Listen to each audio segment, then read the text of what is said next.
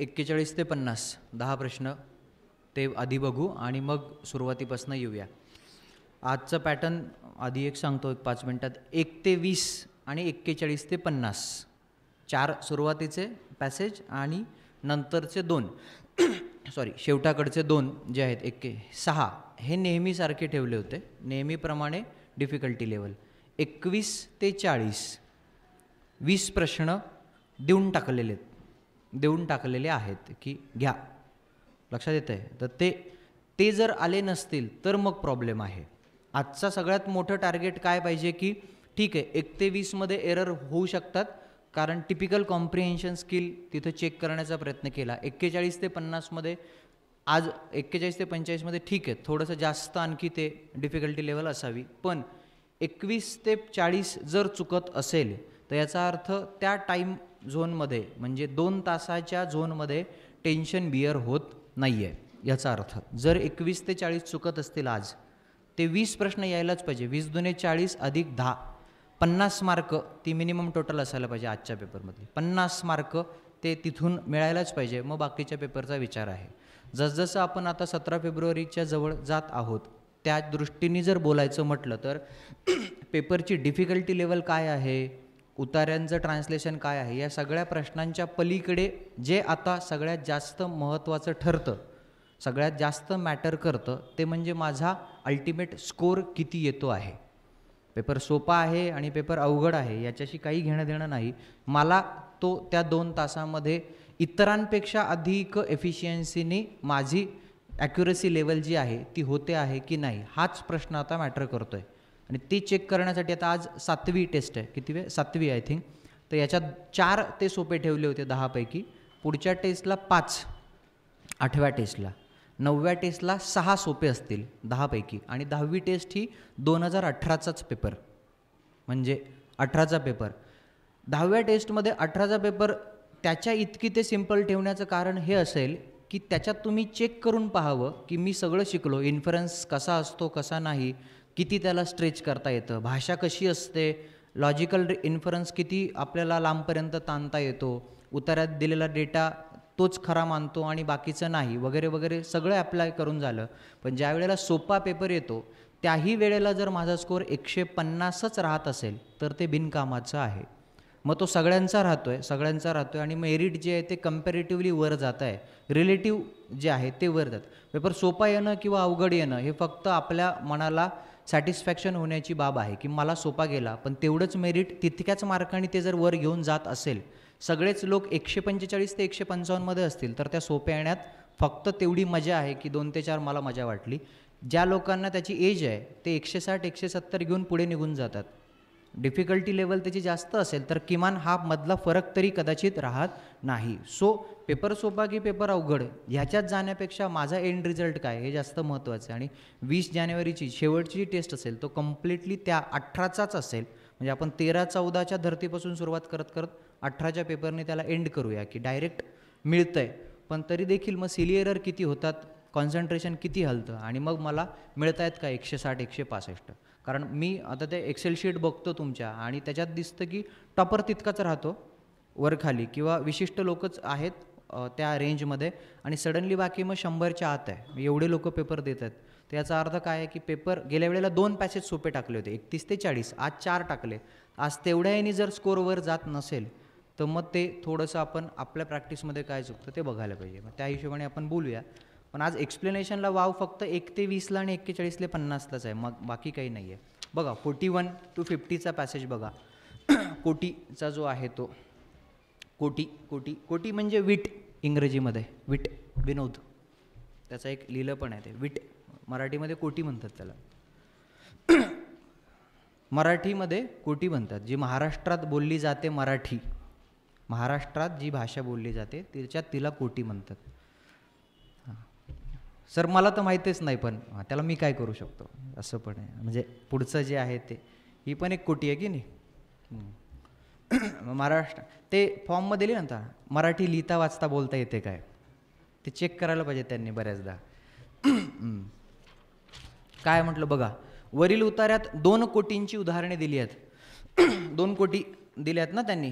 आणि आता मला काय म्हणायचं आहे की कोटी म्हणजे काय आणि मग ते करोड आहे का, किंवा त्याचा अर्थ एखादा विनोदी किस्सा, इतपत जरी मला कळला, विट हा इंग्रजी शब्दाचं हे भाषांतर आहे किंवा अनुवाद आहे, एवढं जरी मला कळलं नाही तरी विनोद आहे, जोक म्हणून जरी मी त्याचा तिथे संदर्भ घेतला तरी आपल्याला प्रश्न सुटतात. म्हणजे दिलेल्या भवतालामध्ये तिथे जे काही सगळं क्रिएट केलेलं आहे, ॲटमॉस्फिअर, जे वातावरण निर्माण झालेलं आहे, त्याच्यात विनोदी किस्सा किंवा एखादा जोक म्हणजे कोटी आहे, एवढा जरी मला अर्थ कळला तरी पॅसेज सुटत असतो. नो नीड की त्याचा जार्गनच आपल्याला कळलं पाहिजे की किंवा त्याचा त्या विषयामधला स्पेसिफिक अर्थच कळायला पाहिजे.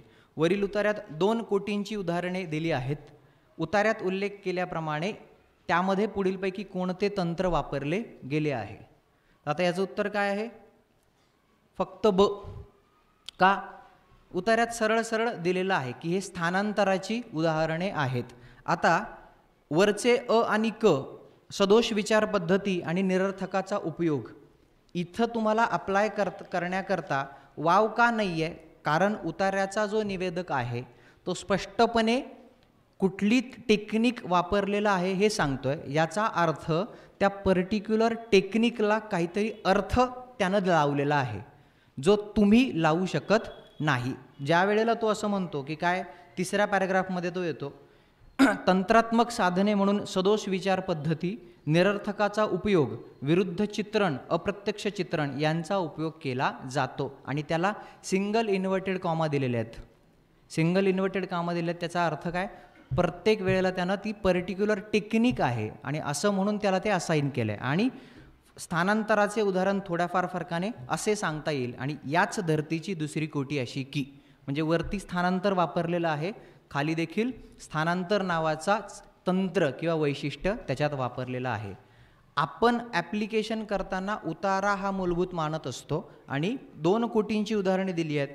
त्यामध्ये पुढीलपैकी कोणते तंत्र वापरले गेले आहे? ते तंत्र नावाची जी गोष्ट आहे ती स्पेसिफिक आहे. इथं स्पेसिफिक आहे, ते जे टेक्निक आहे ते स्पेसिफिक आहे, जे उतार्यामध्ये प्रॉपरली मेन्शन केलेलं आहे. त्यामुळे तो साधा बघायचं आणि उत्तर लिहायचं असं होता. स्थानांतर लक्षात येतं आहे. सदोष विचार पद्धती हे एक वेगळं टेक्निक आहे. निरर्थकाचा उपयोग हे एक वेगळं टेक्निक आहे, त्याला स्पेसिफिक अर्थ आहेत. लक्षात येतो आहे. म्हणजे इथे पण आपल्याला वाटू शकतं की अरे हे निरर्थक आहे का वगैरे. तुम्हाला वाटलेली गोष्ट तिथे अप्लाय करण्याचं काम नव्हतं. तंत्र तिथे दिलेलं आहे आणि ते स्पेसिफिकली मेन्शन केलेलं आहे. लक्षात येते. आणि तुम्हाला वाटलेलं जरी असलं तरी ते देखील चुकीचं आहे, कारण त्याच्यामध्ये स्थानांतर नावाची गोष्ट आहे ना. स्थानांतर आहे की विषय नावाची गोष्ट, आशय नावाची गोष्ट, शब्द नावाची गोष्ट स्थानांतरित झालेली आहे. की एक माणूस दुसऱ्या इंटेन्शननी त्याच्याशी बोलतोय की माझ्याकडून पैसे घेतो आणि तू अशी मजा करतो, तर तो काय म्हणलं मग मी मजा कधी करू, तर तो एक वेगळं बोलतोय, हा एक वेगळं बोलतो. त्यामुळे स्थानांतर हे स्पेसिफिक तिथं वापरलेला आहे. निरर्थकाचा उपयोग हे इंटरेस्टिंग आहे, म्हणजे तो एक वेगळाच भाग आहे. आता wit and its relation to the subconscious, Sigmund फ्रॉइडचं पुस्तक आहे wit and its relation to the subconscious, त्याच्यामधलं हे सगळं आहे.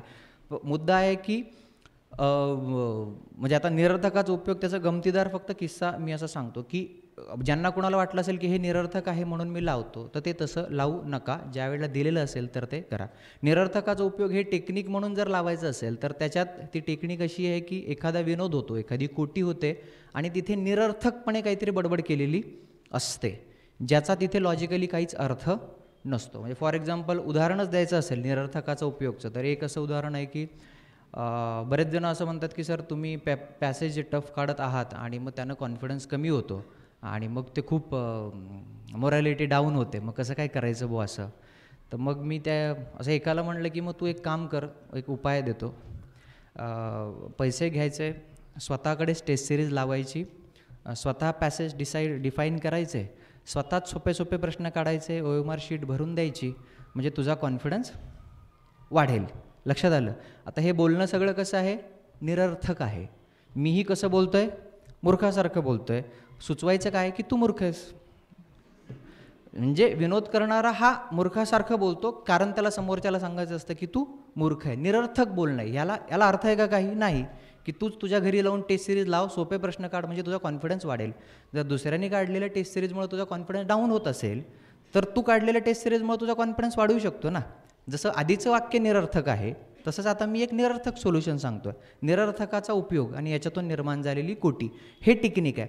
सो याला स्पेसिफिक मिनिंग आहे. मी जे सांगतोय ते फ्रॉइडच्या याच्यात जे केलेलं आहे तसं ते सदोष विचार पद्धती, वेगवेगळे विट त्यानं क्रिएट केले आहेत आणि त्याच्यामुळं त्याच्या टेक्निकचं हे आहे. म्हणजे सांगण्याचा अर्थ असा की ज्या वेळेला एखादी स्पेसिफिक गोष्ट उतार्यात मेन्शन केलेली असते आणि ती जेनेरिक नसते, सर्वसाधारण नसते, जनरल नसते, त्यावेळेला तिच्या आत घुसायचं नाही. स्पेशल आहे ते स्पेशलच ठेवायचं. नेक्स्ट, वरील उतार्यावरून पुढीलपैकी कोणते निष्कर्ष काढता येतील? हा थोडासा ट्रिकी आहे.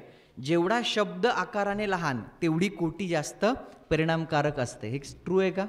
वरकरणी बघता ते सत्य वाटू शकतं. पहिलं वाक्य काय आहे? कोटी परिणामकारक करण्यासाठी अल्पाक्षरत्व आवश्यक असते. कोटी परिणामकारक करण्यासाठी अल्पाक्षरत्व आवश्यक असते. कोटीचा आटोपशीरपणा अल्पाक्षरत्व हे शब्द अथवा कल्पना यांच्या संक्षेपीकरणातून निर्माण होते. शब्द अथवा कल्पना यांच्या संक्षेपीकरणातून निर्माण होते. ॲब्रिज ज्याला आपण म्हणतो, एखादी गोष्ट ॲब्रिज करणे, संक्षेपीकरण करणे. जेवढा शब्द लहान तेवढी कोटी परिणामकारक, असा याचा बायनरी अर्थ निघत नाही. म्हणजे समजा आता मी म्हणालो की ज्ञ असा मी शब्द उच्चारला तर ती कोटी परिणामकारक झाली का? नाही. तसा त्याचा बायनरी अर्थ नाही आहे. तिथे स्पष्ट असं म्हटलं आहे, अल्पाक्षरत्व आवश्यक असते. आटोपशीरपणा, अल्पाक्षरत्व हे शब्द अथवा कल्पना यांच्या संक्षेपीकरणातून निर्माण होते. म्हणजे खूप मोठ्या मोठ्या गोष्टी करून होत नाही, तुम्हाला त्याला ॲब्रिज करावं लागतं. आणि तुम्ही त्याच्यातून ते केलं की मग तुम्हाला मजा येऊ शकते. पण त्याचा उलट अर्थ तुम्ही असा घेऊ शकत नाही की जेवढा शब्द लहान तेवढीच कोटी परिणामकारक. एखादी गोष्ट परिणामकारक करण्यासाठी त्याच्या झोनमध्ये ती कम्प्रेस करणं चांगलं आहे, पण कम्प्रेस केलेली प्रत्येक गोष्ट ही परिणामकारक असेलच असं नाही. लक्षात येतं आहे? कॉम्प्रिहेन्शन स्किल पूर्णपणाला लागावेत, हेच 41 to 50 मध्ये मी करतो आहे. अपेक्षाभंग होत असेल तर खूप चांगली गोष्ट आहे. 17 फेब्रुवारीला तो होणार नाही.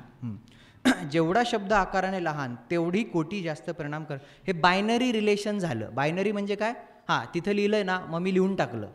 म्हणजेच काय? कॉम्प्रिहेंड करण्याचा प्रयत्न केलेला नाही. This is the real comprehension skill assessment.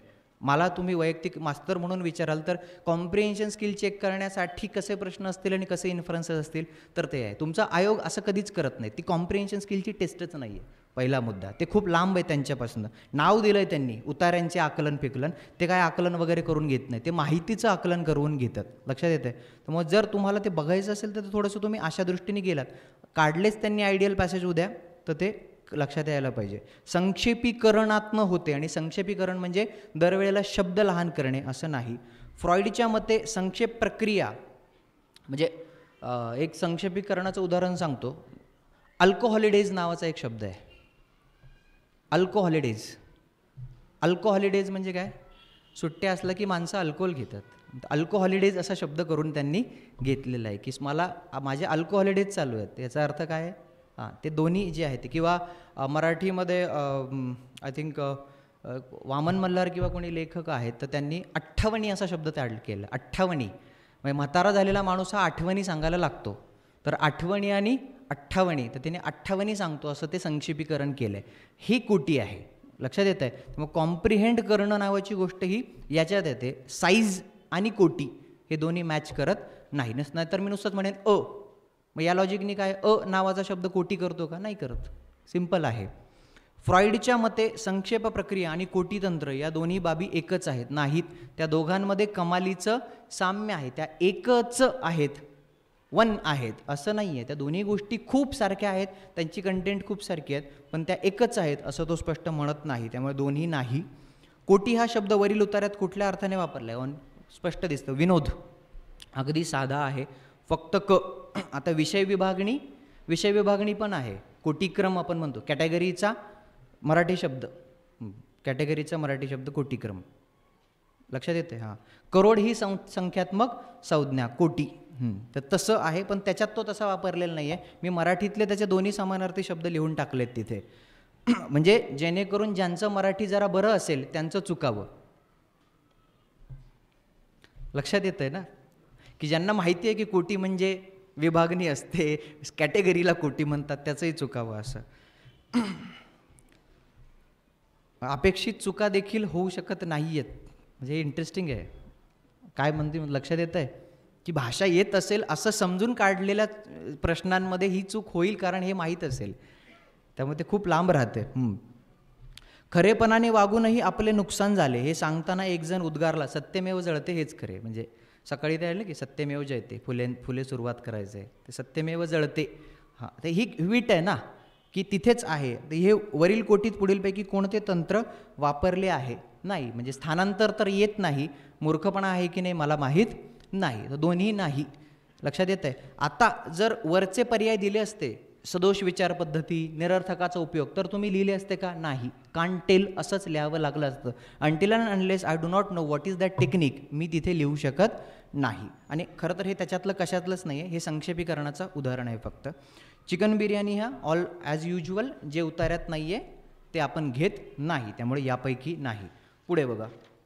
Sam Harris नावाचा अमेरिकेतला फार महत्त्वाचा सध्याचा विचारवंत आणि लेखक आहे, माझा फार आवडता लेखक आहे. त्याचं एक मला बऱ्याच दिवसांचा तो उतारा घ्यायचा होता. सॅम हॅरिस, त्याचं स्पिरिच्युअलिटी बियॉन्ड रिलिजियसिटी नावाचं पुस्तक आहे, जमल्यास तुम्ही वाचू शकता. US मधला एक अर्थाने म्हणजे रॅशनल थिंकर आहे, न्यूरोसर्जन आहे. तो बरेच वर्ष भारतात देखील राहत होता, तिबेटमध्ये तो येऊन गेला. तर त्याचं एक टेड टॉकच्या संदर्भातलं त्याचं एक टॉक आहे, तर ते आत्ता घेतले आपण. काय म्हणतं बघा. According to the author of this passage, which of the following statement supports his title public intellectual. म्हणजे त्या उतार्यामध्ये काय आहे, 2-3 गोष्टी आहेत. एक, तो म्हणतोय की तुम्ही मला पब्लिक इंटेलेक्च्युअल असं म्हणत आहात, आणि मग पब्लिक इंटेलेक्च्युअल म्हणजे काय असतं, आणि मग मी जर असेन पब्लिक इंटेलेक्च्युअल तर मग त्याची कारणं काय असतील. मग त्याची कारणं तो काय कुठली देतो आहे. His work has been talking about the conflict between religion and science. त्यानं स्वतःच त्याच्यात म्हटलेलं आहे कुठेतरी, तिसरा पॅराग्राफ काय, much of my work has been talking about the conflict between religion and science and so the generic term public intellectual is probably the best we have got. तो स्पष्टच तिथे म्हणतोय ही इज अगेन्स्ट रिलिजन, हे काही त्याच्यात येत नाही, आणि he is not a professor. तो वरच्या पॅसेजमध्ये तेच सांगतोय की मी अकॅडमिक नाही आहे, त्यामुळे मग तुम्ही मला पब्लिक इंटेलेक्च्युअल, सार्वजनिक लोकांचा असं या अर्थाने म्हणू शकता. So answer is A and C. Pretentious means, pretentious काय आहे, अगदी म्हणजे शब्दाचा अर्थ माहीत नसतील तरी संदर्भाने अर्थ कळू शकतात, याचं उदाहरण म्हणजे हा प्रश्न. आणि बऱ्याचदा शब्दांचे अर्थ माहीत नसले तर संदर्भाने ते कळतीलच असं नाही, हे कळण्यासाठी टाकलेला 49चा अर्थ होतो आयसोलेटेड, नॉट एंगेज्ड. आणि आता तिथं 100% वाटतं की हे एंगेज्डच आहे. सिलोडचा अर्थ एंगेज्ड असा होतच नाही आहे, सिलोडचा अर्थ आयसोलेटेड असाच होतोय. मोबाईल घेऊन गजब गुप्त झालेली माणसं आयसोलेटेड आहे, की हातात फक्त अँड्रॉइड आहे आणि आता मी कोणाशीच संपर्कात नाही. With my mobile I have been isolated. सिलोडचा एकच अर्थ आहे. ऑक्सफर्ड, केम्ब्रिज, मॅरियम वेबस्टर, काही शोधा. लक्षात येतं आहे. त्यामुळं मी तुमचे पॅसेजेसविषयी, कॉम्प्रिहेन्शनविषयीचे सगळे रूढ आडाखे मोडायला टेस्ट सिरीजमधनं प्रयत्न करतो आहे मोडण्याचा, की शब्दावरून कळू शकतं का, संदर्भावरून कळू शकतं का, तुक्का लावून कळू शकतं का, मागं पुढं शब्द घेऊन नाही, कॉमन सेन्सनीच कळू शकतं. मी तुम्हाला हजारो असे प्रयोग करून दाखवू शकतो की तुम्ही मला टेक्निक सांगा, मी तो स्टिरियोटाईप तुम्हाला मोडून दाखवतो की नाही असं नाही होत. इथे सिलोडचा अर्थ नाही मला करतायत, लक्षात, मला तो माहीतच असायला लागतो. त्यामुळे नियम लावून जर तुम्ही कॉम्प्रिहेन्शन नावाचा पेपरला अप्रोच होणार असाल तर ती पहिली आणि शेवटची फसगत आहे. You have to go there with lot of practice and with the clear and peaceful mind. That is the only technique. तुम्ही 500 पॅसेज सोडवून जा किंवा 10 पॅसेज शांतपणे सोडवून जा, इट डझंट मॅटर. तुमचं मन त्यावेळेला किती रितं आहे हाच तिथला मॅटर आहे. हे मी परत परत सांगतो आहे. त्याचा अर्थ इथे समजा की इथे प्रिटेन्शियसचा अर्थ काय आहे, एखादी गोष्ट जितकी नाही आहे तितकी वाढवून तिच्याविषयीचं आकलन करणे. तर प्रिटेन्शन इज ग्रँडिओस, की नाही आहे तितकी, तेवढं त्याला सांगणं की पब्लिक म्हणजे तितकी महत्त्वाची नाही आहे पण तिचं महत्त्व थोडंसं एक्झॅजरेट करून कन्सिडर करणे. बाकीचे त्याच्या विरुद्ध आहेत. According to the author public intellectuals are none of the above. अगदी सोपा प्रश्न आहे, त्यातलं काहीच येत नाही. The word siloed has been used in the passage, it means isolated only. आणि according to the author to fulfil the hunger mention in the passage, तो म्हणतो ना की आपली एक भूक आहे आता सगळ्यांची आणि ती कशाने पूर्ण होईल, अ लाईव्ह इव्हेंट. लाईव्ह इव्हेंटनीच ती पूर्ण होईल, की आता आपलं काय एका खोलीत आपण बसलेलो असतो, सगळं डिजिटली अवेलेबल असतं, की यूट्यूब आहे, फलाना आहे, आणि आता आपल्याला अशा एका स्पेसमध्ये जावं लागेल की जिथे स्कॅर्सिटी आहे, टेड टॉकसारखं काही, की आता मला काहीच नाही आजूबाजूला, कदाचित काहीतरी क्रिएटिव्ह करण्याची जी माझी भूक आहे ती आता तशाच ठिकाणी पूर्ण होईल. So it is 2. बघा, 1 पहिल्यापासून आपण येऊया. आजचं वेगळंच होईल कारण 1 ते 20च एक्सप्लेनेशनला वाव आहे, पुढे काहीच नाही आहे.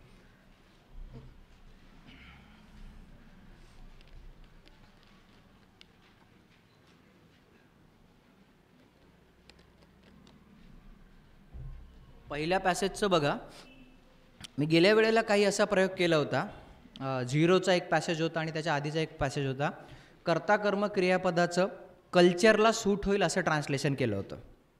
कल्चरला सूट होईल असं ट्रान्सलेशन केलं होतं. तर त्यावेळेला लोक म्हणले सर लाईन टू लाईन सापडत नाही आहे. बरोबर, लाईन टू लाईन नाही सापडत आहे हे असं ट्रान्सलेशन. तसं आज मी काहीच बदललं नाही पहिल्या पॅसेजमध्ये. बघा ते लागतं आहे का? लागत नाही, प्रॉपरली लागत नाही. ऑब्जेक्शन घेता येतं का? नाही, कारण ते लागेल इतकंच ते त्याच्यामध्ये कन्व्हर्जन केलं आहे. स्मूथ केलेलं नाही आहे. त्याला स्मूथ करणं ज्याला आपण म्हणतो ना, स्मूथही करू शकता येतं. कृष्णविवर हे गोलाकार प्रदेश आहेत ज्यांचे गुरुत्वाकर्षण आत्यंतिक आहेत. Black holes are spherical regions of a such extreme gravity. Extreme gravity, extreme आत्यंतिक. पण मी तसं न करता चांगल्या मराठीत त्याला ट्रान्सलेट करू शकत होतो की काय, कृष्णविवर हे खूप जास्त तीव्र गुरुत्वाकर्षण असणारे गोलाकार प्रदेश आहेत. हे स्मूथ होतं ना. कर्ता कर्म क्रियापदांचा क्रम मी मराठीत केला की ते स्मूथ होतं. एक इंग्रजी पॅसेज आहे मग कुठेतरी मध्ये हिस्ट्रीचा, रोमेला थापर यांचा आहे इंटरव्ह्यू.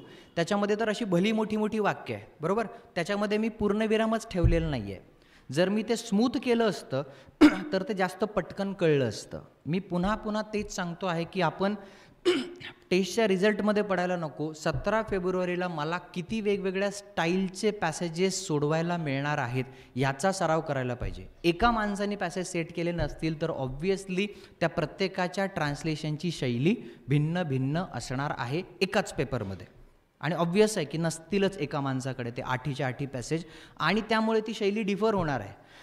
एकाच पेपरमध्ये जर आपल्याला 5-6 शैली मिळत असतील तर आपण त्या प्रत्येकाचा हे करून घ्यायला पाहिजे. विशेषतः विज्ञान, पर्यावरण आणि इकॉनॉमी, अर्थव्यवस्था या 3 विषयांशी संबंधित जर ट्रान्सलेशन बिघडले तर ते इतक्या वाईट पातळीला जाऊ शकतात ज्याच्यावर ऑब्जेक्शनही होणार नाही, पण ते सुटायला अडचण होईल. याचं बघा काय, पुढील उतार्यावरनं कोणकोणते निष्कर्ष काढता येतील. कृष्णविवरांची निर्मिती केवळ मृत ताऱ्यांकडूनच केली जाऊ शकते. काय, केवळ चूक आहे. साधारणतः तिथून होतात याचा अर्थ ओनली असं ते नाही आहे. आता तिथे बघा ओनली डेड स्टार असं केलं आहे आणि वरती त्याला केवळ लिहिलं आहे. कृष्णविवळ नरसाळ्यासारखेच दिसतात, सारखेच दिसतात. चूक आहे की बरोबर आहे? चूक आहे, एक्झॅक्टली चूक आहे. का? कारण त्याचं फंक्शनिंग आणि त्याचं ओव्हरऑल स्ट्रक्चर समजावून घेण्याकरता तुम्ही फनेलला इमॅजिन करा असं सांगितलेलं आहे. ते फनेलसारखेच दिसतात असं नाही आहे. जर तेवढं तुमचं मत असेल तर मग स्टीवन हॉकिंगचा काहीच उपयोग नाही झाला. If you are so sure about black holes तर मग ते काय झालं की मग तुम्हाला स्टीवन हॉकिंगच्या जागी ठेवायला पाहिजे लगेच की अरे you are so sure about black holes की ते असेच दिसतात म्हणून. ठीक आहे, त्यामुळे हे बाहेरूनही चुकीचं आहे आणि इथूनही चुकीचं आहे. शास्त्रज्ञांचा यावर विश्वास आहे की विश्वातील प्रत्येक गोष्ट ही कुठल्या ना कुठल्या प्रकारची पुंज व्यवस्था आहे. एकदम थर्ड ग्रेड लेवलचा चुकवण्यासाठीचा प्रकार केला. थर्ड ग्रेड, तिकडे फिजिसिस्ट असा शब्द आहे, इथे सायंटिस्ट असा शब्द टाकला मी. एव्हरी फिजिसिस्ट और every scientist is not physicist. Third grade एकदम प्रयत्न केला, वाईट लक्षात येतं आहे. त्यामुळे ते सिली म्हणणं, आपण सिली ज्याला आपण म्हणतो तसं आहे. सो यापैकी नाही. घटित क्षितिज म्हणजे काय? काय फक्त कृष्णविवराची गोलाकार सीमा. त्या फनेलच्या याच्यामध्येच त्यांनी सांगितलं की मग हे कसं आहे, त्या कृष्णविवराच्या गोलाकार सीमासारखं तुम्हाला ते सापडेल. तिसरं answer is 4, none of the above. Why? Planet विषयी विचारलंय आणि बाकी सगळं कृष्णविवराविषयी सांगतंय. सिली प्रयत्न ते केलेले आहेत, अगदी साधे साधे. आणि जर हे चुकत असतील तर मी म्हणतोय तिथं मार बसतोय. लक्षात येतं आहे? म्हणजे अरे हे किती सोपं आलं आणि माझं फिलिंग किती सुंदर आहे की बाहेर आल्यावर मला सोपं आहे. नाही, म्हणजे पॅसेज टफ आहे की सोपा आहे आणि काय झालं काय नाही, अल्टिमेटली एंड रिझल्ट 2.5 येत नाही आहेत, 0.83 मायनस होत आहेत. हा आत्ता काळं केल्यानंतर, कारण OMR निघून गेलेले आहेत. मला हेच सांगायचं आहे परत परत. त्यामुळं मी कसं सेट करतो आणि काय सेट करतो ह्याच्यापेक्षा 2 तासात तुमची एकाग्रतेची पातळी किती वर खाली होती आहे परीक्षेच्या या सगळ्या प्रेशर झोनमध्ये, ते आता बघायला पाहिजे. जर हे चुकत असेल तर याचा अर्थ काय की ते ग्रॉस त्या गोष्टींकडे पाहिलं पाहिजे. ते ग्रहांविषयी बोलतं आहे, ओव्हरऑल आतमध्ये सगळं कृष्णविवरांविषयी आहे. आणि इंग्रजीमध्ये पण प्लॅनेट असा शेवटी शब्द टाकला आहे. कृष्णविवरांना तापमान असतं, ही बाबा कोणाला जाणवली. एक प्रश्न सोपा ठेवला आहे 1 ते 20 मध्ये सुद्धा. स्टीव्हन हॉकिंग, स्टीव्हनच येतो, स्टीव्हनच आहे, स्टीफन नाही म्हणत त्याला, स्टीव्हनच म्हणतात. हां, कृष्णविवर माहिती विरोधाभास काय आहे? 1 आणि 2 दोन्हीही नाही, त्यांनी त्याच्यातलं काहीच दिलेलं नाही. नेक्स्ट बघा, फुको. मिशेल फुको नावाचा एक खूप महत्त्वाचा विचारवंत आहे, फ्रेंच. 10वीचं इतिहासाचं पुस्तक जे बदललं ना आत्ता इतिहासाचे, त्यात मिशेल फुकोवर त्यांनी टाकलं. त्यांनी त्याला मायकेल फुको असं म्हटलं त्याच्यामध्ये. त्याचं उच्चारण जे ते मिशेल फुको आहे, 10वीचं आत्ता शाळेचं पुस्तक. पण मिशेल फुकोला त्यांनी पुस्तकात अलाउ करणं ही खूप मोठी गोष्ट आहे, ज्यानं सगळी विचार प्रक्रियाच बदलून टाकली. अशा माणसांमध्ये ते सगळ्या व्यवस्था, प्रिझन, हॉस्पिटल, पोलीस, या सगळ्या व्यवस्थांना कचऱ्यातच टाकलं आहे त्यांनी, की हे सगळे कसे प्रॉब्लेम करतात असं सांगणारा जो फुको होता, त्यांना इतिहासाच्या पुस्तकात दिलं आहे तुमच्या.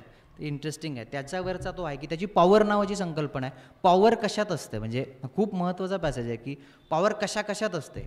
दिसते त्याच्यात फक्त पॉवर असते का, तर नाही. पॉवर म्हणजे याच्यातलं जर आपण उदाहरण पाहिलं आणि तो थोडंसं अप्लाय केलं की मागे एक विशिष्ट धर्माचा उत्सव होता आणि त्यांना म्हणले होते की तुम्ही DJ वाजवू नका, आणि मग त्यांनी त्यांची मिरवणूक अशी रस्त्यावरती लावून ठेवली. And whole your law and order system was just watching them, बरोबर आहे, आणि ते फक्त तिथे नाचतच होते.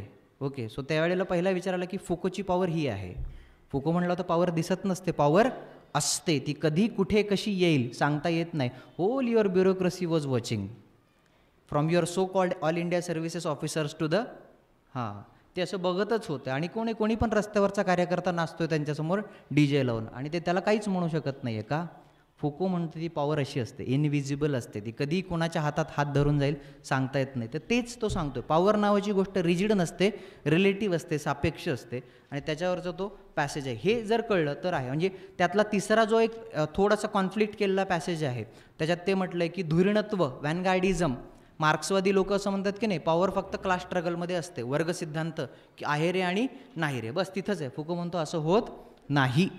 स्त्रियांचे स्ट्रगल, देन इस्पितळातले रुग्ण, देन प्रिझनर्स, यांच्या प्रत्येकाचे स्ट्रगल्स हे वेगवेगळे असतात. त्यांच्यामधली सामायिक भाग म्हणजे ते सर्व हारा आहेत एवढीच एक असू शकते. एक प्रश्न टाकला आहे मी, पॅसेजचा झीस सांगतोय, जर ते कळलं असेल तर पॅसेज पटकन तो सुटतो, आणि जाणीवपूर्वक कळू नये असंच ट्रान्सलेशन ठेवलं आहे. वरील उतारावरून पुढीलपैकी कोणते निष्कर्ष काढता येतील? मार्क्सवादी लेनिनवादी विचार ही बाब स्वीकारत नाही की ताकदीला अनेक स्रोत असतात. डायरेक्ट तिथं आहे की काय म्हणतात, इन कॉन्ट्रास्ट. मार्क्सिस्ट लेनिनिस्ट हे कॉन्ट्रास्टमध्ये असतात की पॉवरला अनेक सोर्स असतात. ते काय म्हणतात, नाही, पॉवरला सिंग्युलर सोर्स असतो. फुकोच्या मते प्रत्येक नात्यात एक ताकदवान सदस्य आणि एक ताकदहीन सदस्य असतो. फुको असं म्हणतो की पॉवर सगळीकडे असते, पण एक पॉवरफुल असतो आणि एक पॉवरलेस असतो, असं काही स्पेसिफिक तो म्हणत. पॉवर स्ट्रक्चर असतं असं फुको म्हणतो. मग एक असेल नाही तर 2 असेल नाही तर काही असेल, तो सत्ता संबंध या अर्थाने पॉवरला म्हणतोय.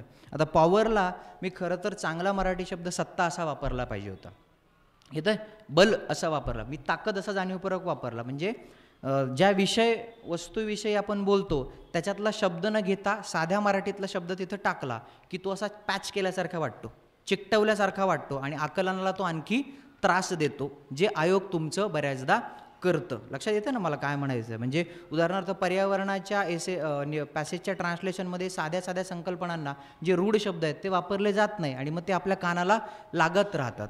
जसं मी मागे म्हटलं होतं की युनायटेड स्टेट्स ऑफ अमेरिका, असं USA असं न म्हणतात त्यांनी संयुक्त संस्थाने, US. तर बऱ्याच वेळ ते कळतच नाही की संयुक्त संस्थाने काय आहे, UK आहे की US आहे. क्लिअर कट असं ट्रान्सलेशन करून ते झालेला प्रॉब्लेम. सो अ जे आहे ते करेक्ट आहे, बी जे आहे ते चूक आहे. वरील उतारावरून पुढीलपैकी कोणते निष्कर्ष काढता येणार नाही? अगदी नेहमीचं आपलं टेक्निक आहे, संपूर्ण जग ताकदवान आहे नाही, पॉवरफुल आहे असं म्हणलं आहे का? पॉवर नावाची गोष्ट सगळीकडे विखुरलेली आहे असं ते सांगतो. पॉवरफुल आहे म्हणजे काय, एव्हरीवन इज अ पॉवरफुल असं ते होतं, ते चूक आहे. संपूर्ण जग हे पुरुषसत्ताक आहे असंही तो क्लिअर कट स्टेटमेंट करत नाही. सो दोन्ही अ आणि ब काढता येणार नाहीत असं विचारलं आहे, त्यामुळे दोन्ही काढता येणार नाहीत. बऱ्याचदा अशा प्रश्नांची उत्तरं दोन्ही नाही अशी करून चूक ते होतात, ते सिली एरर होते. ताकद ही टिंबटिंब आहे.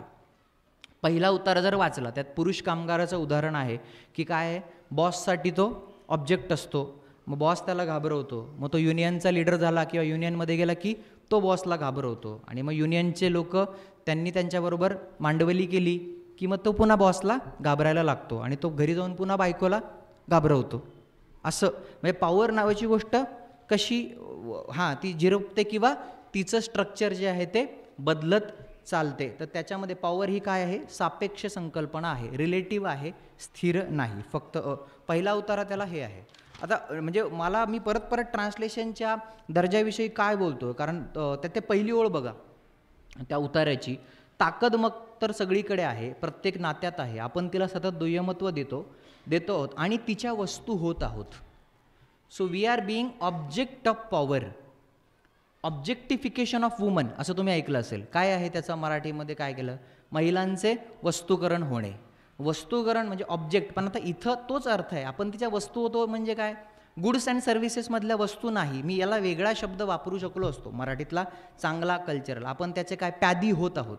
इंटरेस्टिंग शब्द काय आहे लिटररी, आपण त्याची प्यादी होतो. प्यादी पॉन्स PAWN, की ती जसं खेळवेल तसं आपण खेळवतो असं फुकोला म्हणायचं ना. पण मी क्लिअर कट नियम तोच ठेवला नाही, ऑब्जेक्ट वस्तू. मग ह्या ट्रान्सलेशन लक्षात येतं आहे, हे नाही आहे, हे ट्रान्सलेशन नाहीच आहे खरं जर पाहिलं ना. हे काय अनुवाद विनिवाद काहीच नाही, हे शब्दाला प्रतिशब्द देऊन कर्ता कर्म क्रियापदाचा क्रम चिकटवणं आहे. म्हणजे हे थोतांडच आहे ही परीक्षा. म्हणजे बऱ्याचदा आता तुम्ही शेवटाला चालले आणि तुम्ही असं काय बोलायला लागलेले आहात. पण हे आपण समजून घेतलं पाहिजे, आणि आपण ते समजून जोवर घेत नाही तोवर आपण पास नाही होणार. If you look it at की बाबा ही माझ्या कॉम्प्रिहेन्शन स्किलची परीक्षा आहे, नाही.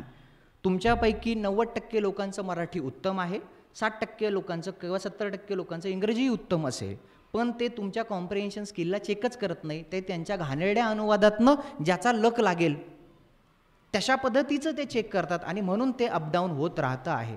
मी ऑन रेकॉर्ड बोलतो आहे, म्हणजे याचा अर्थ मी गेले 5 वर्षांचं हे बघतो आहे. तर हे असं ते करतात, म्हणजे ऑब्जेक्टला वस्तू. शिवाय आता काय बघा, उदाहरणार्थ एखाद्या पुरुष कामगाराचा विचार करा, तो नक्कीच त्याच्या साहेबाच्या ताकदीची वस्तू आहे. हे टेक्निकली करेक्ट ट्रान्सलेशन झालं, पण ते तसं असायला पाहिजे का मराठी कल्चरमध्ये, नाही. तो नक्कीच काय म्हणायला पाहिजे मी, तो त्याच्या साहेबाच्या आधिपत्य असलेलं एक खेळणं आहे. This is the ideal translation, correct आहे. तो नक्कीच त्याच्या साहेबाच्या हाताखालचं किंवा ताटाखालचं मांजर आहे. हे कल्चर आहे ना, ट्रान्सलेट झालं की नाही. ताटाखालचं मांजर आहे, हाताखालचं प्यादा आहे, किंवा काय आपण म्हणतो दोरीवरची बाहुली आहे. So this is the clear cut translation. आणि असं जर मी चांगलं ट्रान्सलेशन केलं तर तुम्ही म्हणाल सर तिकडं कुठं दोरीखालची बाहुली लिहिली आहे किंवा तिकडं कुठं ताटाखालचं मांजर लिहिलं आहे. म्हणजे आता काय आहे की जे आहे ना अभ्यासाचं खरं ते नाही टिकत आहे, आणि जे फालतू आहे नाही हा बरोबर ट्रान्सलेशन आहे बरं का, हे करेक्ट आहे, मला हे सांगायचं आहे. आणि आपण परीक्षार्थी म्हणून असं नाही म्हणू शकत की उद्या तसेच ट्रान्सलेशन्स येतील. कदाचित समजा त्यांनी कोणी दिलंच की माझ्यासारखा एखादा काय वेडपट माणूस धरला आणि त्यानं काढले 2 पॅसेज, तर मी तसेच सेट करेन जे प्रॉपर कॉम्प्रिहेन्शन स्किल टेस्ट करतील. आणि किंवा जर असं गेलं तर ते त्यांच्या रूढ पद्धतीने सेट करतील. सो आपण तयारी असायला हवी, एवढाच माझा उद्देश आहे. त्यामुळे ते तसे ट्रान्सलेशनचे प्रकार बघा.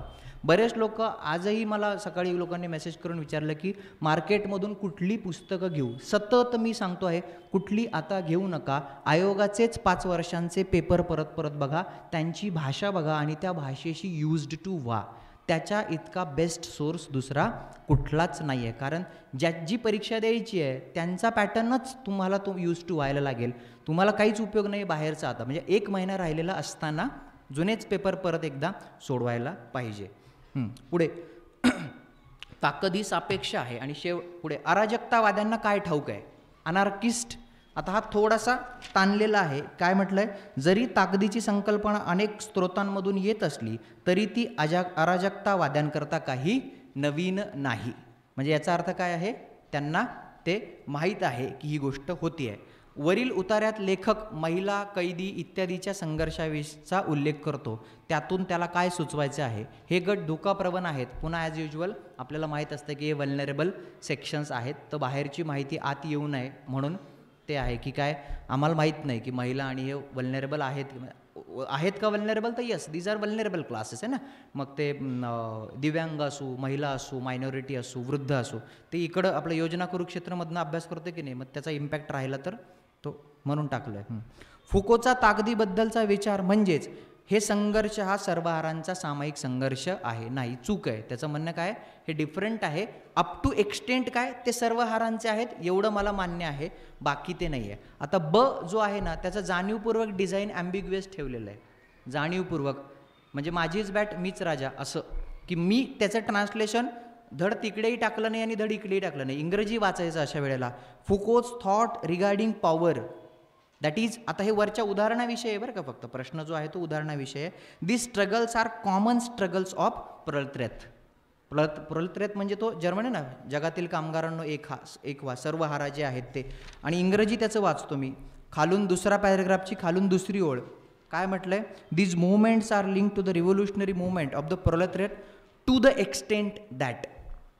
टू द एक्सटेंट दॅट म्हणजे या वरच्या सगळ्या लोकांचे संघर्ष सर्वहारांच्या संघर्षाशी कुठपर्यंत जोडलेले आहेत की कॉमन फॅक्टर फक्त सर्वहारा इतका आहे. आणि मराठीमध्ये पण ट्रान्सलेशन काय केलं आहे बघा, मराठीत मी उलटं समजावं म्हणून मोकळं ट्रान्सलेशन ठेवलं आहे. काय, या चळवळी सर्वहारांच्या क्रांतीच्या चळवळीशी जोडल्या जातात, त्या केवळ एवढ्याच अर्थाने की त्या देखील सारख्याच ताकद व्यवस्थेच्या नियंत्रणाविरुद्ध आणि बंधनाविरुद्ध लढत असतात. याचा अर्थ त्या होल अँड सोल सर्वहारांच्या स्ट्रगल्स आहेत असं फुकोला म्हणायचं नाही आहे. फुकोला म्हणायचं की त्या जोडू नका जे की मार्क्सिस्ट लेनिनिस्ट जोडतात.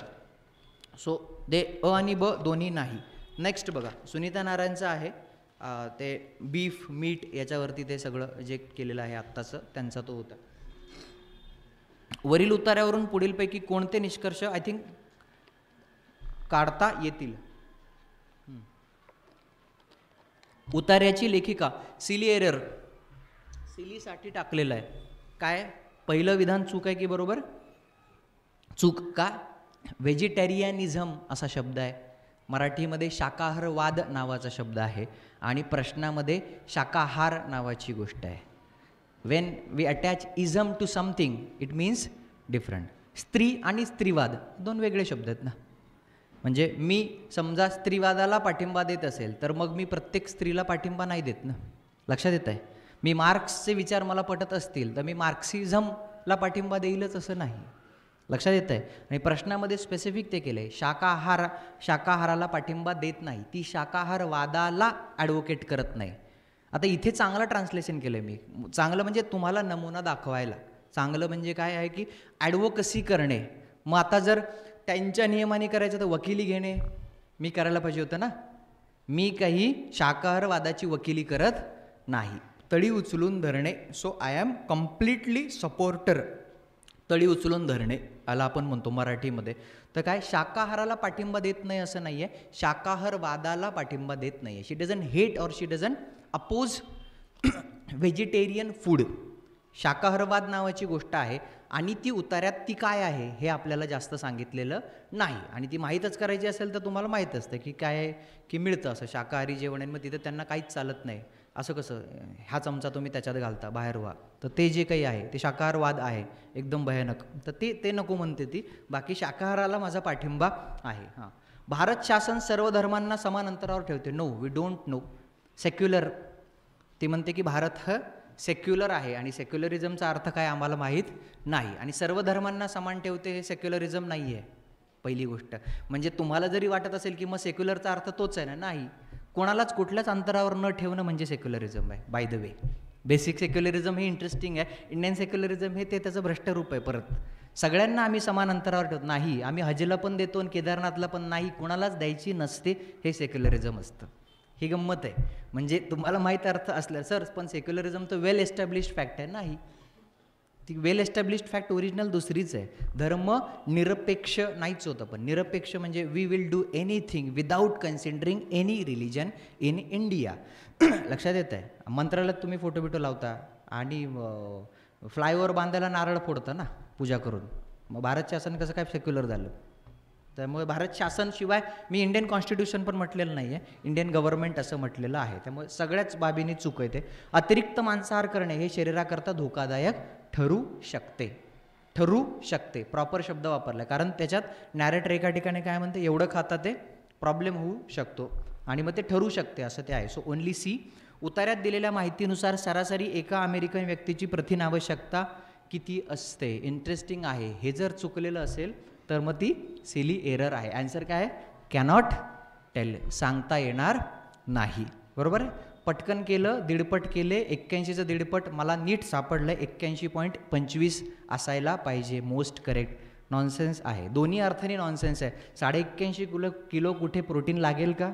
नाही, ते ग्रॅममध्ये लागतं. शिवाय कदाचित लागतही असेल, लागलं तर लागेल कोणाला एखाद्याला, पण हल्क असेल कोणी तर, पण उतार्यात दिलंच नाही आहे ना. म्हणजे मी परत सांगतो आहे की इन्फरन्स किती ताणता येतो आणि मॅथमॅटिकल कॅल्क्युलेशनची रेंज काय आहे लक्षात येतं आहे, हे मी सांगण्याचा प्रयत्न करतो की ती इतकी इंटरेस्टिंगली क्रिएटिव्ह आहे आतल्या बाजूनी की ती केस गणिक बदलते. आता इथं कसं काढणार तुम्ही? प्रथिनांच्या आवश्यकतेच्या हे आहे, तुम्हाला हे दिलेलंच नाही आहे की एका KG मध्ये किती प्रोटीन असतात. लक्षात येतं आहे, एका KG मध्ये किती प्रोटीन असतात आणि ओव्हरऑल प्रोटीन कशामध्ये लागतं, मिलीग्रॅममध्ये लागतं किंवा ग्रॅममध्ये लागतं की टनात लागतं. आणि हे जर माहीतच नसेल तर कांट टेल हा सरळ आहे, म्हणजे डोकं जागेवर ठेवणं हाच त्याचा आहे. आणि हे चुकत असेल तर अजूनही प्रॉब्लेम आहे. मला विचाराल तर हा अख्खाच पेपर सोपा आहे आजचा, आणि मी अतिशयोक्तीने म्हणत नाही आहे. हे चुकत असेल तर थोडंसं आपण बघायला पाहिजे. ह्याचा चूक बरोबर येण्याचा आणि अभ्यासाचा कुठलाही संबंध नाही. या 2 तासाच्या पीस ऑफ माइंडशीच याचा संबंध आहे असला तर. Can't tail. बीफ किंवा मांस उत्पादन काय आहे? आता बीफ आणि मांस दोन्हीकडे एकत्र केलं. जिथे मीट म्हटलंय तिथे मांस आहे, जिथे बीफ म्हटलंय तिथे बीफच म्हटलंय. कारण गोमांस असा शब्द वापरायचा असला तर काय, सध्या वातावरण खूपच प्रॉब्लेमॅटिक आहे, तर बीफ आहे तर बीफच म्हणतो मी पण. कदाचित 19 जून नंतर तसं राहणार नाही, माहीत नाही. पर्यावरणावर वाईट परिणाम करू शकते बीफ किंवा मांस? यस, करू शकते, पॉसिबल आहे, कारण वरती त्यांनी म्हटलंय शरीराची प्रथिनांची आवश्यकता पूर्ण करू शकते असं म्हटलंय. आणि समाजात धार्मिक तणाव निर्माण करू शकते. पुन्हा पॉलिटिकली तुम्ही जास्त व्हायब्रंट असाल तर तुमचं चुकावं म्हणून ते दिलेलं आहे. So A and B only. Next, शाकाहारवादाची तळी न उचलण्यासाठी वरील उतार्यात लेखिकेने कोणत्या कारणांचा उल्लेख केला आहे? सो ए, ती काय म्हटले की नो कॉम्प्रोमाइज आहे इन आयडिया ऑफ इंडिया, त्यामुळे अ बरोबर आहे. उतार्याची लेखिका धर्मनिरपेक्ष आहे, माहीत नाही. शी सेज भारत धर्मनिरपेक्ष आहे आणि मी त्याची कदर करते. मी धर्मनिरपेक्ष नसूही शकतो, पण भारत धर्मनिरपेक्ष आहे याचं राजकीय भान मला असू शकतं. पॉसिबल आहे का? तेच. आणि क, अनेक लोकांना मांसाची चव आवडते, तर ते नाही आहे उतार्यामध्ये. सो आन्सर इज फक्त अ. सन 1980च्या दशकात भारतात काम करणाऱ्या प्राण्यांची संख्या किती होती? डू नॉट नो, माहीत नाही. का? कारण त्यातल्या 80च्या डिकेडमध्ये त्यांनी सॅम्पल म्हणून सांगितलं की 95 लाख वर्किंग ॲनिमल्स होते. महत्त्वाचं काम आहे ते खूप. त्याच्यामधली एनर्जी, इलेक्ट्रिक एनर्जी इतकी होती वर्किंग याच्यातली. सो त्याच्यातली फिगर सांगता येणार नाही. पुढे शेवटचा महत्त्वाचा पॅसेज. वरील उतार्यावरून पुढीलपैकी कोणते निष्कर्ष काढता येणार नाहीत? अगदी साधा आहे. बुद्धाने धर्म बदलून टाकला, चूक. असं काहीच त्यानं केलेलं नाही आहे. रिलिजियस डोमेन, विचारविश्व किंवा चर्चाविश्व बदलून टाकलं, धर्म बदलला असं होत नाही. अधिभौतिकी हा पूर्णपणे मूर्खपणाचा विषय आहे, चूक आहे. काय ते वाक्य कुठल्या कंटेक्स्टनी म्हटलंय? त्यानं अधिभौतिकीला मूर्खात काढलं. अधिभौतिकी हा मूर्खपणाचा विषय आहे असं होत नाही. मेटाफिजिक्स इज नॉनसेन्स, म्हणजे काय सगळेच मूर्ख आहेत, नारळीकरांपासून काय कोणीच चांगलं असं तसं नाही आहे ते. मेटाफिजिक्स नावाची गोष्ट ही प्रॉपर आहे. सो दोन्ही अ आणि ब चूक आहेत. वरील उतार्यावरून पुढीलपैकी कोणकोणते निष्कर्ष काढता येतील? मानसशास्त्राला विविध अर्थ असण्याची शक्यता आहे. There is a possibility. का? दुसरा उतारा, मानसशास्त्राचा मूळ अर्थ, याचा अर्थ काय? त्याला कुठला तरी एखादा अर्थ असू शकतो, एवढा इन्फरन्स मी स्ट्रेच करतो. आहेच आणि असू शकतो या 2 वाक्यांमध्ये फरक आहे. मूळ अर्थ, आत्म्याचे शास्त्र, आतील विज्ञान असा आहे. याचा अर्थ काय आहे? नॅरेटरला असा अभिप्रेत आहे की दुसरा कुठला तरी अर्थ तुम्हाला माहीत आहे आणि म्हणून मी तुम्हाला मूळ अर्थ सांगतो आहे. आयुष्य ही एक अशी बाब आहे जी बदलाबरोबर जोडली गेलेली आहे. संबंध उतार्याचं एक ते काढलं की it is associated with the change. आणि बुद्ध धर्मोपदेशकांच्या विरोधात होता. चूक, असं काही त्याच्यात म्हटलेलं नाही. Buddha was against religious preachers. म्हणजे पुन्हा धर्मोपदेशक हा त्याला दिलेला चांगला मराठी शब्द. धार्मिक प्रीचर, प्रवचन करते असं नाही होत ना, ते धर्मोपदेशक असं होतं. प्रार्थना हा थोडासा कॉम्प्रिहेन्शन स्किलसाठीचा चांगला प्रश्न आहे. जर तुम्ही पॅसेज शांतपणे वाचला असेल तर. काय आहे? कर्कश ध्वनी प्रदूषण तयार करते. चूक आहे की बरोबर आहे? चूकच आहे. मी प्रदूषण हा शब्द जास्त तुम्हाला त्रास होऊ नये म्हणून मी असं जरी लिहिलं असतं, प्रार्थना ध्वनी तयार करते, तर ते वाक्य चूक असतं की बरोबर असतं? ते चूकच असतं. का? मेडिटेशन आणि प्रेयर, ध्यान आणि प्रार्थना या दोघांमधला मूलभूत फरक सांगताना त्यांनी काय सांगितलं आहे? What we have to comprehend from this passage, की मेडिटेशन नावाची गोष्ट सायलेन्स आहे आणि प्रार्थना ही गोष्ट वरून सायलेंट दिसत असली तरी सायलेंट नाही आहे. तिच्यामध्ये continuous existence of a God, ज्याच्या एक्झिस्टन्सविषयीची ॲम्बिग्विटी आहे, ज्याच्या अस्तित्वाविषयीच्या शंका आहेत, अशाशी डायलॉग करण्याचं आहे. त्यामुळे ती कशी आहे? आवाजी आहे. मुळातच ती इंट्रोवर्ट नाही आहे. ती कशी आहे? अंतर्मुख नाही आहे, ती बहिर्मुख आहे. आणि त्याच्यामधून तो येणारा नॉईज आहे. प्रत्येक पॅसेजचा आवाज वेगळा असतो. लक्षात येत आहे? शब्दांना नाद असतो, शब्दांना संदर्भ असतात. हे मी परत परत सांगतो. त्यामुळे प्रदूषण हा शब्द तुम्हाला ते चुकीचंच वाटावं आणि तुमचं बरोबर यावं या सद्भावनेनं टाकलेलं आहे. प्रदूषण नसता टाकला तरी देखील ते चूकच झालं असतं. ऐकू येईल असा ध्वनी निर्माण करते. खाली केलंच आहे ते, ऐकू येईल असा. So it is not necessary. त्यामुळे दोन्ही नाही. पुढे मूर्ख लोकांची वैशिष्ट्ये काय आहे? ते सतत बोलत सुटतात. जसं पॅरेग्राफमध्ये स्पष्ट आहे. ते काय आहे? ते बोलत सुटतात, बोलतच राहतात आणि ते ईश्वराशी पण बोलतात. त्याच्या आधीच्या वाक्यामध्ये ते येतं. त्यांचा बुद्ध्यांक कमी असतो. हे पुन्हा आउटर इनर आपण करत असतो की बाहेरचं ज्ञान हे याच्याशी लावता येत नाही. आणि पुन्हा इंटेलिजंट क्वोशंट नावाची गोष्ट मूर्ख आणि हुशार हे काही ठरवत नसते. तर मग बुद्ध्यांक कमी असतो हे जे काही तुमचं मत आहे हे बाहेरून पण चुकीचं आहे. लक्षात येतं आहे की ज्याचा IQ कमी आहे तो मूर्ख असतो, हे बाहेरून पण चुकीचं आहे. म्हणजे सर असं कसं? आम्हाला तर असं वाटतंच ना, ज्याचा माझा IQ इतका भारी, मी 10वीला बोर्डात आलो होतो, तेव्हा पाठ करून तर कोणी येतं, मी पण येतो, त्याला काय उपयोग आहे? मठ्ठ लोक येत असतील तर तुम्ही येणारच आहे की नाही? IQ चांगला आहे तर काय आहे? IQ चांगला म्हणजे हुशार आणि IQ कमी म्हणजे हे गृहीतक पॅसेजच्या बाहेर पण चुकीचं आहे. आता लक्षात येतं आहे? मग मूर्ख काय आहे आणि हुशार काय आहे? नई तालीम नावाचं तुमच्याकडे हे आहे बघा. गांधींनी वर्धा स्कीम हिस्ट्रीमध्ये आहे की नाही आपल्याला? नई तालीम नावाचं जे काही, म्हणजे हेस्टिंगपासनं जे काही तुम्हाला एड्युकेशनचं हिस्ट्री तुम्ही बघता, त्यात गांधींनी वर्धा शिक्षण स्कीम म्हणून सुरू केलं होतं. नई तालीम म्हणायचे त्याला. नंतर बंद झालं. अभय बंग, ठाकूरदास बंग ही सगळी त्यांच्यातूनच आलेली ती हे आहे. नई तालीममध्ये असं होतं की एकच विद्यार्थी एका वेळेला वेगवेगळ्या इयत्तांमध्ये असायचा. म्हणजे तो गणिताला कदाचित दुसरीत असेल पण चित्रकलेमध्ये तो 12वीला असू शकतो, तो भाषेमध्ये कदाचित 10वीला असू शकतो, परंतु विज्ञानात तो 4थीलाच असू शकतो. या अर्थानं नई तालीममध्ये चालायचं. आणि त्याच्याच बेसिसवर शांतिनिकेतन, जिथनं अमर्त्य सेनसारखे स्कॉलर घडले. त्यामुळं IQ नावाची गोष्ट दादांत फालतू आहे हे फार पूर्वीच डिसाईड झालेलं आहे. वसाहतवादाच्या परिणामांमुळं IQ नावाची गोष्ट आली. कारण कॉर्पोरेटमध्ये गुरंढोरं मिळावीत, खिशात बिल्ला घालून फिरणारी 10 ते 6मध्ये ज्यांना सॉफ्टवेअर इंजिनियर असं म्हणतात, ते मिळावीत म्हणून IQ नावाची गोष्ट त्यांनी ती केलेली आहेत. मी पण इंजिनियर आहे, आय नो इट्स. हां ठीक आहे. त्यामुळे ते कसं आपणच आपल्याला म्हणून घेतलं की मग पुढून अटॅक होत नाही एकदा. प्रार्थनेतील संशयामागे कारण काय आहे? ईश्वराच्या अस्तित्वाबाबतची संदिग्धता एकमेव कारण आहे. ॲम्बिग्विटी आहे की तो आहे की नाही हेच माहीत नाही आणि म्हणून मग नॉईज होतो. नाऊ 21 to 40 हे 5 मिनिटात आपले होतील. कारण पॅसेजमध्ये मी जात नाही, फक्त कोणाला काही शंका असल्यास आपण बोलू. कारण 1 लाईनर आहे, क्विक आहेत, ते डायरेक्ट अशी फोडून उत्तर दिली आहेत. धर्मनिरपेक्षतेकरता कोणकोणत्या बाबी आवश्यक असतात? अ आणि क. महाकाव्यांवर टीकात्मक लेखक असं कुठेच नाही, डायरेक्ट आहेत. इन्फरन्स पण नाही आहे काही प्रश्नांमध्ये. आता 22 महाकाव्याच्या बाबतीत पुढीलपैकी कोणती विधाने योग्य आहेत? विशिष्ट काळात लिहिले गेले असतात असंही नाही आहे, विशिष्ट व्यक्तींकडनं. ते वादग्रस्त ठरतातच असं नाही. वादग्रस्त कधी ठरतात? जेव्हा तुम्ही त्याला पर्टिक्युलर डेट असाइन करता तेव्हा. इतिहास लेखन काय आहे? फक्त इतिहासकारांकडून केलं जातं. नेक्स्ट, पुढीलपैकी कोणती बाब ही क्लिष्ट आणि वादग्रस्त ठरते? काहीच नाही, फक्त तुम्ही महाकाव्यांना जेव्हा स्पेसिफिक कालावधी चिकटवता की हे इथंच लिहिलं गेलं होतं तेवढंच. स्पेशली महाभारत आणि रामायणाच्या केसमध्ये जे होतं. वरील उतार्यात उल्लेख केल्याप्रमाणे धर्मनिरपेक्षता काय आहे?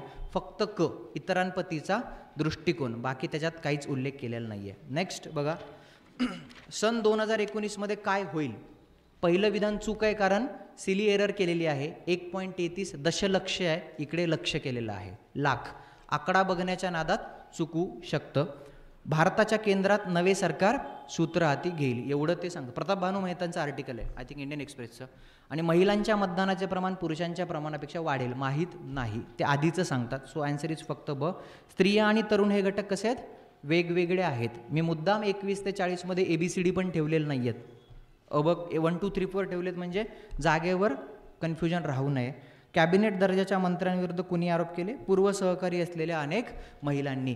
मी जर इथे MJ अकबर असं लिहिलं असतं तर ते चुकीचं झालं असतं. इथे लक्षात येतं ना, जरी मग ते आपल्याला कळत असलं की काय आहे, कुणाचं आहे, बट स्टील नाही आहे उल्लेख तर नाही आहे, प्रोटोकॉल आहे, म्हणजे अगदी आपण ठरवलेलं आहे. उतार्यात उल्लेख केलेल्या शक्तींप्रती शासनाला भविष्यात दृष्टिकोन ठेवण्याबाबत कोणते पर्याय आहेत? की काय इनएव्हिटेबली शासनाला त्यांच्याकडे लक्ष द्यावेच लागेल. पर्याय क्रमांक 3 फक्त. वरचे पर्याय अवेलेबल नाही आहेत, ते स्पष्ट सांगतं काय? तुम्हाला त्यांच्याकडे चेहरा वळवावाच लागेल. You cannot ignore these forces. आणि वरील उतार्यावरून पुढीलपैकी कोणते निष्कर्ष काढता येणार नाहीत? दोन्ही काढता येणार नाहीत, कारण मी टू ही एलिट लोकांची चळवळ आहे असं त्याच्यात काही येत नाही, आणि मी टू फेल झाली असंही येत नाही, कारण उतार्यातच 2 वाक्य येतात की नाही, त्याच्यामुळं दृष्टिकोन बदललेला आहे. नेक्स्ट बघा, आंध्र ब्रेथनचं आहे सररिअलिझम नावाची खूप मोठी चळवळ.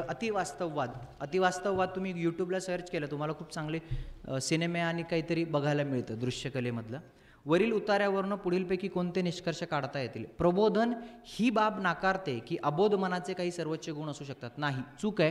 प्रबोधन अबोध मनाच्या सर्वोच्च गुणांना सप्रेस करतं, दमन करतं. म्हणजे 2 मिनिटात फक्त या उतार्याचा हे सांगून देतो की एक चळवळ आहे अतिवास्तववाद नावाची, ती पॅरिसमधल्या आंध्र ब्रेथननं सुरू केली. त्याचं म्हणणं हे होतं अतिवास्तववादाचं की युरोपमध्ये, विशेषतः इटली आणि या सगळ्या भागांमध्ये 14व्या शतकापासून तर पुढच्या 2-3 शतकापर्यंत एक एनलायटनमेंटची चळवळ झाली, प्रबोधनाची चळवळ झाली, ज्याच्यामध्ये जुनं सगळं गेलं, ईश्वर नावाची गोष्ट गेली, चर्च गेलं, धर्म गेला, आणि मनुष्य हा जगण्याच्या केंद्रस्थानी आला. आणि त्याच्यानंतर असं झालं की मॉडर्न करून सगळीकडे रिझन, तर्क, जे बुद्धीला पटतं तेवढंच खरं, आणि याच्यातनं कलेवरती खूप सगळे प्रेशर्स यायला लागले. म्हणजे परिकथा असतात आपल्याकडे ना, लहान मुलांच्या अद्भुत कथा असतात की माणसं उडतात, चादर उडते, अलिफ लैला, अरेबियन नाईट्स नावाची गोष्ट आहे. तर हे असं काही राहिलंच नाही, सगळं जे काही ते रिझनला लागलं. आणि मग याच्यातनं वाद असा झाला की नाही, प्रबोधन नावाच्या गोष्टींनी खूप सप्रेस केलं आहे सबकॉन्शियस माइंडच्या याला, आणि आता आपण काहीतरी मॅजिकल नावाची गोष्ट आणायला पाहिजे आणि बेधुंदपणे काहीतरी निर्माण करायला पाहिजे. तर याच्यातनं आलेली ही सगळी चळवळ आहे. आणि मग त्याच्यात वाक्य येतं की एनलायटनमेंटने अबोध मनांचे जे सर्वोच्च गुण आहेत, लिबर्टी आणि वगैरे, याला सप्रेस केलं आहे. तर एवढं त्याच्या मागे ते आहे, जे पॅसेजमधलंच मी सांगतोय. सो वास्तववादाने लोकांच्या विचारांनी भाषेला मुक्त केले असं पॅसेज कुठेही म्हणत नाही, ट्राईड असं म्हणतो, त्याचा उद्देश तो सांगतो. त्यामुळे दोन्हीही नाही आहेत निष्कर्ष. पुढीलपैकी कोणती व्यक्ती, अगदी सिंपल आहे, कोण आहे? ब्रेथन. उचलून तिथे फक्त काळं करायचं होतं. स्वयंचलित चित्रप्रकारातील सुरुवातीच्या काळातील चित्र काय? Battle of fishes. अगदी साधं, उचलायचं आणि तिथे टाकायचं. 1 2 3 4 दिलेत, ABCD नाही, त्यामुळे तिथे प्रॉब्लेम नव्हता. वरील परिच्छेद आंध्र ब्रेथन यांचे वर्णन कसे करतो? फक्त हुडकायचं काम होतं, चित्रकार म्हणून वर्णन करत नाही आहे आंध्र ब्रेथनचं. आंध्र ब्रेथन आर्टिस्ट होता, पण पॅसेजमध्ये तसं काही दिलेलं नाही, त्यामुळे फक्त अबड. आणि ब्रेथन यांच्या म्हणण्यानुसार अबोध मन कसं आहे? पहिलं विधान प्रॉब्लेम वाटू शकतं की कलात्मक सर्जनाचा स्रोत आहे. नाही, आंध्र ब्रेथनचं हे म्हणणं नाही आहे. आंध्र ब्रेथन कलात्मक सर्जन, क्रिएशन नावाची गोष्ट सबकॉन्शियस माइंडमधून होते, ही जी काही गोष्ट आहे या आयडियामध्ये इंटरेस्टेड आहे असं वाक्य आहे, त्याचं ते म्हणणं नाही आहे असं कुठंच म्हटलेलं नाही. त्यामुळे दोन्ही नाही, चुकीचे आहेत. आणि 36 ते 40 अगदी साधा आहे. सुप्रीम कोर्टाचा स्टडी जो आहे तो रिसेंट आहे, अगदी खूप रिसेंट आर्टिकल आहे सुप्रीम कोर्टाच्या बाबतीत. सबरीमाला आणि ह्याच्यानंतर कसं वागतं न्यायालय, असे काही अभ्यास पाहिले की मग ते सकाळी पॉलिटीमध्ये जे आपण शिकतो की नाही, ज्युडिशरी रक्षण करते, फलाना करते, ते सगळं असं पडून जातं खाली. मग इंटरेस्टिंग अभ्यास आहे हा. तुम्ही यांचा रिपोर्ट जर वाचलात आणि तुम्ही जर ते जजमेंट वन बाय वन गेलात, I have gone through some of them, तर तुम्ही शॉक व्हाल की अरे इथं आपण रस्त्यावर पण असं बोलत नाहीत, असं ऑफिशियल जजमेंटमध्ये ते बोललेले आहेत. ऑनरेबल कोर्ट, ॲपेक्स कोर्ट, त्यांनी 50 दिलेत, त्याच्यामध्ये 50 दिलेले आहेत. त्यामुळे मग बाहेरची किती रिलेशन हे आहेत आणि काय मिझोजिनी आणि याच्यावरती, तर मग तो प्रश्न येतो. 36मध्ये मी चेंज सांगितलं होतं, प्रिंट एरर आहे. इंग्रजीमध्ये बरोबर आलं होतं, ते कॅनॉट बी ड्रॉन आहे, मराठीमध्ये येणार नाहीत असं होतं. भारताचे सर्वोच्च न्यायालय असंवेदनशील आहे असं थेटपणे आपल्याला म्हणता येणार नाही उतार्यातनं, म्हणजे डायरेक्ट असंवेदनशील असं कुठंच ते म्हणता येत नाही, कारण त्याच्यात काही त्यांनी चांगले पण दिलेले आहेत, त्यामुळे ते इश्यू होतो. भारतातील महिलांना न्यायपालिकेत देखील न्याय मिळत नाही असंही डायरेक्ट क्लिअर कट इन्फरन्स काढता येत नाही. सो आन्सर इज दोन्ही काढता येणार नाहीत. पुढीलपैकी कोणती गोष्ट फौजदारी न्यायिक व्यवस्थेवर परिणाम करते? सिंपल आहे, उचलायचं आणि बघायचं. पीडितेवरचे दोषारोपण. कुठल्या न्यायालयाने आपल्या निर्णयात काय रूढ चालीच्या पावलावर पाऊल टाकत वक्तव्य केले आहेत, बाकीची उल्लेखच केलेले नाही आहेत. माझा हेतू फक्त इतकाच की घाबरणाऱ्या लोकांनी परत एकदा त्यांचे 3 मिनटं वाया घालवावेत. अरे असलं तर एखादं नाव तर काय करायचं, लक्षात येत आहे. सो हलणारं मन जे आहे ना, हलणारं कॉन्फिडंट नसलेलं, मग ते परत एकदा बघतं आणि ती 2 मिनटं तुमची जावीत, हाच माझा हेतू आहे. एकदा जरी ते परत पाहिलं तरी गेलं ना, म्हणजे ते पुढचं 1 मिनटं गेला. So that's it. दिल्ली उच्च न्यायालय. पुढे न्यायिक चर्चाविश्वात टिंबटिंब, प्रतिगामी आणि पुरोगामी, 1 and 3, आणि शेवटचं काय आहे? यापैकी नाही, कारण ते खटले सर्वोच्च न्यायालयातले आहेत, उच्च न्यायालयातले नाही. जर इथे पण जर प्रश्न वाचताना प्रॉब्लेम झाला असेल तर मग ते बघायला पाहिजे. आणि अशा सिली एरर 5 झाल्या असतील तर जिथं 12.5 आत येणार होते तिथे 12.5 जाऊन मायनस ऑन ॲव्हरेज 8×45, म्हणजे जवळपास 17-18 प्रश्न मार्क आपण घालवले असतील. मला जर विचाराल तर 120-130 हे ॲव्हरेज असायला पाहिजे, 120-130च्या वरच असायला पाहिजे. तर आजच्या तारखेला काहीतरी अर्थ आहे की बुवा 4 जानेवारी आणि 17 फेब्रुवारी. अदरवाईज पुढच्या टेस्टला 4 सोपे होते, 1 5वा सोपा येईल, त्याच्यानंतर 6 सोपे येतील आणि त्याच्यानंतर 8ही सोपे, फक्त 41 to 50 तसेच राहतील. Let's see. मग ते जेव्हा 170 कन्वर्ट होत असतील तर मग तो काहीतरी फायदा आहे, नाहीतर मग जुने पेपर परत सोडवणे आणि लोकसेवा आयोगाचे पेपर परत बघणे. ठीक आहे, थँक्यू. काही शंका असेल तर भेटा.